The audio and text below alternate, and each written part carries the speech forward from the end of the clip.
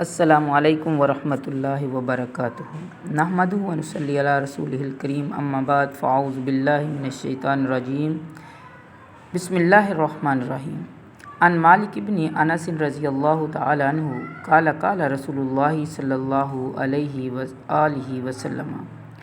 ترکت فیکم امرین لن تضلوا ما تمسکتم بہما کتاب اللہ و سنت رسولہ۔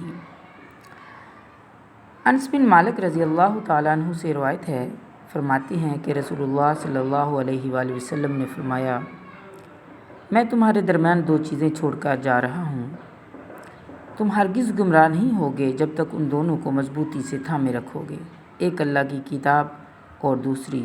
رسول اللہ صلی اللہ علیہ وسلم کی سنت۔ انسانیت کی حقیقی رہنمائی اور سچی ہدایت کے لیے ہمیشہ دو ہی قسم کے ذرائع کو اللہ تعالیٰ نے عطا کیا ہے۔ ان میں سے ایک خود انبیاء کرام علیہ السلام کی بعثت ہے اور دوسرا وہ الہامی صحائف کا ذخیرہ ہے جو کتب سماویہ کی صورت میں رشد و ہدایت کے پیغام کو انسانیت کے سامنے پیش کرتا رہا۔ قرآن مجید اس سلسلہ ہدایت کی آخری اور آج واحد کتاب ہے جو اپنے متن اور تعلیمات کے اعتبار سے محفوظ ہے، ہر قسم کی تحریفات سے محفوظ کتاب ہے۔ یہ کتاب تمام انسانوں کے لیے قیامت تک کے زمانے پر محیط تمام ادوار کے لیے ہے۔ اس آسمانی صحیفہ ہدایت میں ہر قوم اور ہر ملک کے ہر انسان کے لیے جامع اور کامل ہدایت موجود ہے، جو زندگی کے تمام شعبہ جات میں تمام انسانوں کی صحیح رہنمائی کرتا ہے۔ قرآن کے علاوہ پوری دنیا میں ایسی مکمل رہنمائی کے لیے اور کوئی کتاب موجود نہیں۔ حقیقت یہ ہے کہ قرآن کے خزانے بہت عظیم ہیں اور وہ ہر دور کے ہر انسان کے لیے ہے۔ قرآن صرف مسلمانوں کے لیے نہیں بلکہ وہ ہر انسان کے لیے ہے۔ جس طرح قرآن مسلمانوں سے خطاب کرتا ہے، اسی طرح سے وہ دنیا کے عام لوگوں سے بھی خطاب کرتا ہے۔ اللہ تبارک و تعالیٰ فرماتے ہیں، یا ایھا الناس اعبدوا ربکم الذی خلقکم والذین من قبلکم لعلکم تتقون۔ اے لوگو، اپنے رب کی عبادت کرو جس نے تم کو پیدا کیا اور ان لوگوں کو جو تم سے پہلے تھے، تاکہ تم متقی بن جاؤ۔ قرآن پاک کے اندر ناس اور انسان کا لفظ یعنی جس سے اللہ تبارک و تعالیٰ نے عام لوگوں کو مخاطب کیا، کم و بیش 500 مرتبہ آیا ہے۔ گویا قرآن مجید اللہ تعالیٰ کا وہ کلام ہے جو تمام انسانوں کے لیے مکمل ضابطہ حیات ہے، جو اس نے اپنے آخری نبی حضرت محمد صلی اللہ علیہ وآلہ وسلم پر وحی کے ذریعے نازل فرمایا اور خاتم المرسلین کو رحمت للعالمین کا منصب عطا فرما کے آپ صلی اللہ علیہ وآلہ وسلم کے قول اور فعل کو اسوہ حسنہ قرار دیا۔ انبیاء کے سردار نے خود اس ضابطہ حیات کا عملی نمونہ دنیا کے سامنے پیش کیا۔ قرآن مجید کی معجزانہ شان، اس کی آیات مقدسہ کی معنوی گہرائی اور ان کے بیان کا سرمدی ترنم اپنے اندر ایسی تاثیر رکھتا ہے جسے شفاء الناس فرمایا گیا، اور ہر دور کی بیمار انسانیت کو اسی شفا، اسی ہدایت اور اسی رحمت کی طلب رہی ہے اور رہے گی، اور پھر مسلمانوں کے لیے تو اس چشمہ فیض کی طرف رجوع اشد ضروری ہے، اور کیوں نہ ہو، اللہ تبارک و تعالیٰ خود مسلمانوں کو اس کی تلاوت کا حکم عطا فرماتے اور فرمایا، وَاتْلُ مَا أُوحِیَ إِلَيْکَ مِن کِتَابِ رَبِّکَ لا مبدل لکلماتہ ولن تجد من دونہ ملتحدا۔ اور تلاوت کرو اس چیز کی جو وحی کی گئی ہے تمہاری طرف تمہارے رب کی طرف سے، اس اللہ کے کلمات کو بدلنے والی کوئی چیز نہیں، اور تم ہرگز کوئی پناہ گاہ نہ پاؤ گے اس کے علاوہ۔ یعنی تلاوت کرو اس چیز کی جس کی وحی تمہاری طرف کی گئی ہے، کہ جو اس کتاب میں موجود ہے جو تمہارے رب کی طرف سے آئی ہے۔ ظاہر ہے کہ اس سے مراد قرآن ہے، جو اس وقت ہمارے ہاتھوں میں ہے، جو ہمارے گھروں کے اندر بھی موجود ہے، اور جس کے بارے میں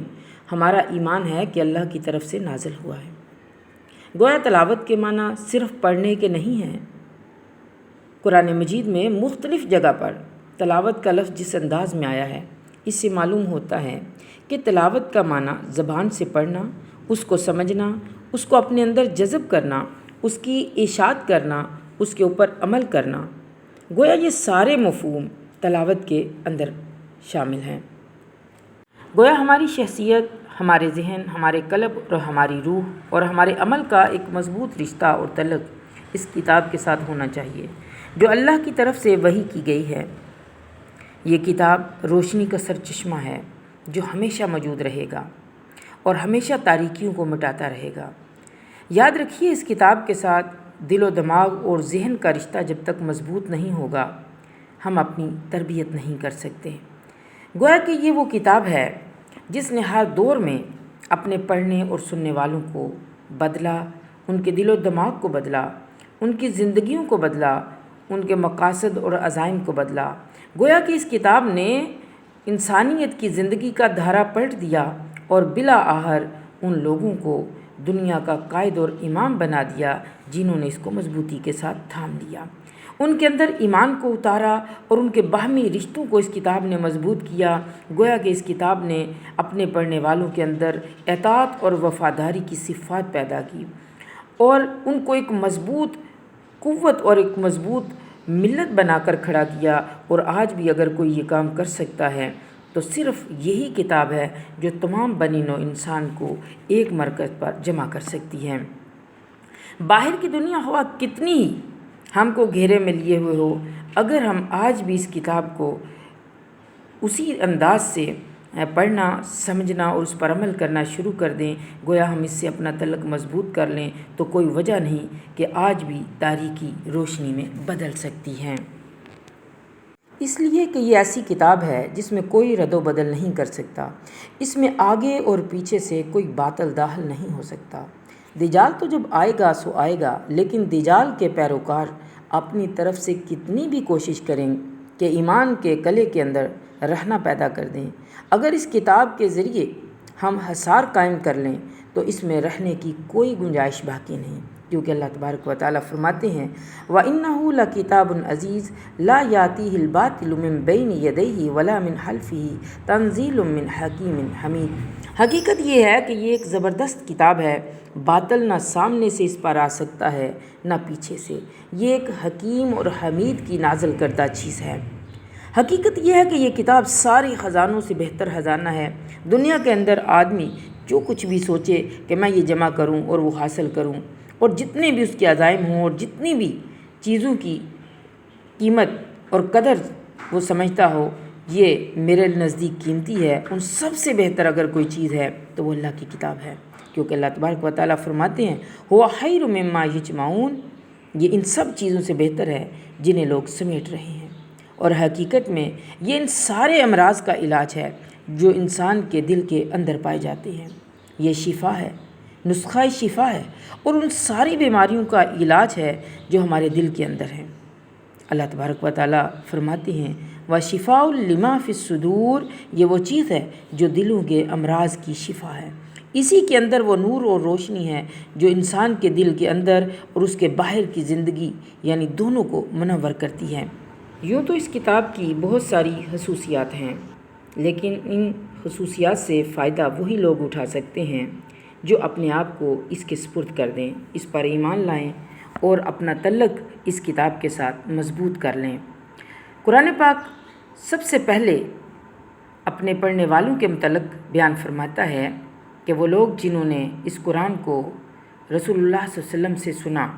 اور اس کو جذب کیا، اس پر عمل کیا اور اس کے تابع ہو گئے، ان کی کیفیت یہ تھی کہ جب وہ قرآن کو سنتے تھے یا اس کو پڑھتے تھے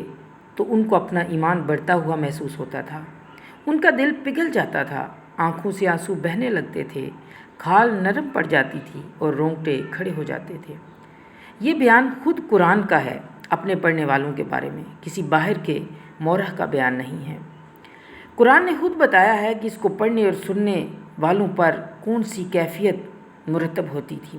گویا کہ جن لوگوں کے اندر آج بھی یہی کیفیت پیدا ہوتی ہے قرآن کو پڑھتے وقت، تو وہی لوگ اس سے صحیح معنوں میں فائدہ اٹھا سکتے ہیں۔ یہ وہ کلام ہے جس کے بارے میں اللہ نے فرمایا کہ اس کو قیامت تک کوئی نہیں بدل سکتا۔ جب ہر طرف باطل نظریات ہوں، باطل فتنے ہوں، باطل فلسفے ہوں، گویا کہ باطل خیالات کا ہجوم ہر طرف سے انسانیت کو گھیرے میں لیے ہوئے ہو اور مختلف ذرائع سے انسان کے اندر گھسنے کی کوشش کر رہا ہو تو ایسے میں انسانیت کے لیے ایک ہی پناہ گاہ ہے اور وہ ہے قرآن۔ جس طرح ایک ماں بچے کو اپنی پناہ میں لیتی ہے، یا جس طرح ایک بچہ ماں کی گود میں جا کر سر ڈال دیتا ہے اور سمجھتا ہے کہ اب وہ ہر خطرے سے محفوظ ہے، اسی طرح اگر انسان اپنی شخصیت، اپنے دل اور اپنی روح کو قرآن کی آغوش میں لا کر ڈال دے تو پھر وہ ان سب دشمنوں سے محفوظ ہو جاتا ہے جو چاروں طرف سے اس کے ایمان اور دل پر حملہ آور ہو رہے ہیں۔ یہاں ایک اور بات جو قابل غور ہے وہ یہ ہے کہ اللہ نے فرمایا لا مبدل لکلماتی، اللہ کے کلمات کو بدلنے والی کوئی چیز نہیں۔ ہر دور میں باطل پرستوں نے بھرپور کوشش کی کہ اللہ کے کلام کو زیر کیا جائے، لیکن حقیقت یہ ہے کہ یہ خالق کائنات کا کلام ہے۔ جس طرح اللہ کی ذات کو آج تک کوئی زیر نہیں کر سکتا، اس کے کلام کو بھی کوئی زیر نہیں کر سکتا۔ جس طرح اللہ تعالیٰ کی شان بلند و بالا ہے، اس کے مقابل کھڑے ہونے والے ہر دور میں نیست و نابود ہوئے، ہر دور میں رب کا الہ کا دعویٰ کرنے والے، معبود بننے کا دعویٰ کرنے والے نیست و نابود ہوئے، اسی طرح ہر دور میں وہ لوگ بھی جنہوں نے اللہ کے کلام کو نیچا دکھانے کی کوشش کی یا جنہوں نے اللہ کے کلام کی توہین کرنے کی کوشش کی، ہر دور میں وہ نیست و نابود ہوئے اور انشاءاللہ آئندہ بھی ہوتے رہیں گے، اور اللہ اور اس کا کلام ہمیشہ باقی رہے گا، کیونکہ اللہ تبارک و تعالیٰ ارشاد فرماتے ہیں کل من علیہا فان ویبقی وجہ ربک ذو الجلال والاکرام، کہ دنیا کی ہر چیز فنا ہونے والی ہے اور اگر کوئی چیز باقی رہنے والی ہے تو وہ صرف اور صرف اللہ تعالیٰ کی ذات ہے۔ تو جس طرح اس کی ذات کو دوام ہے، اسی طرح اللہ تعالیٰ کے کلام کو بھی دوام حاصل ہے۔ تو ہمیں بھی چاہیے کہ اللہ کے اس کلام کے ساتھ اپنی محبت کو مضبوط کر لیں اگر ہم دنیا اور آخرت میں بلندی، مرتبہ اور عزت چاہتے ہیں۔